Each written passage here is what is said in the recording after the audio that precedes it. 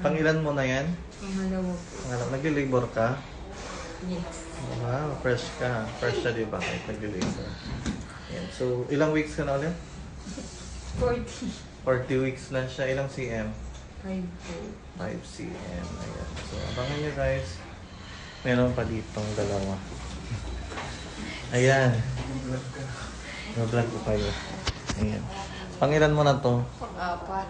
Pang-apat. Ayan. Galingan mo ha. Ilang cm ka na ulit? 5 cm. 5 cm din. Ayan, si ma'am.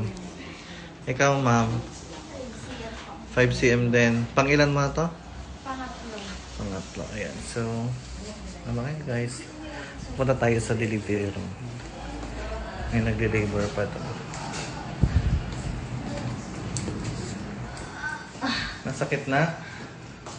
Ayan. Nasi-CR ka na? Feeling mo nasi-CR ka na? Opo.